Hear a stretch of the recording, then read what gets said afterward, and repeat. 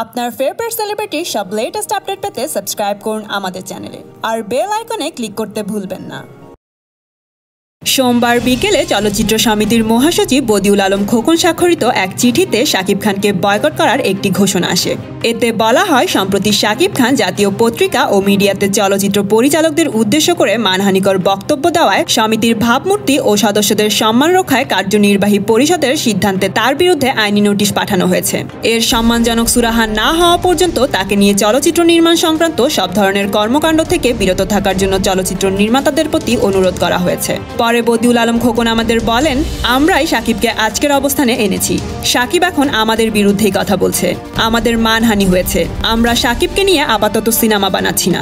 নিষেধাজ্ঞা বলবৎ থাকাকালীন সময়ে পরিচালকদের কেউ তাকে নিয়ে সিনেমা সংশ্লিষ্ট কোনো কাজ করালে তার বিরুদ্ধে সাংগঠনিক ব্যবস্থা নেওয়া হবে বলেও জানান বদিউল আলম খোকন। এই নোটিশের ব্যাপারে শাকিব খানের সাথে কথা হলে তিনি জানান, আমি উকিল নোটিশের জবাব দিব, পরিস্থিতি ওরা জটিল করতে চাইছে। পরে অবশ্য এই নিয়ে আর মন্তব্য করতে রাজি হননি ঢাকায় সিনেমার এ তারকা। কিছুদিন আগে স্ত্রী ও সন্তানকে নিয়ে টেলিভিশনে একটি সাক্ষাৎকার দেওয়ার সময় পরিচালকদের নিয়ে একটি মন্তব্য করেন শাকিব খান। তিনি বলেন যে এফডিসিতে অনেক পরিচালক কাজ না করে আড্ডা দেন, আর এতেই খেপে গেলেন পরিচালক সমিতি। তো বন্ধুরা, এই ব্যাপারটি নিয়ে আপনাদের কি মতামত কমেন্ট করে জানিয়ে দিন। আর হ্যাঁ, লাইক এবং শেয়ার দিয়ে আমাদের সাথে থাকুন।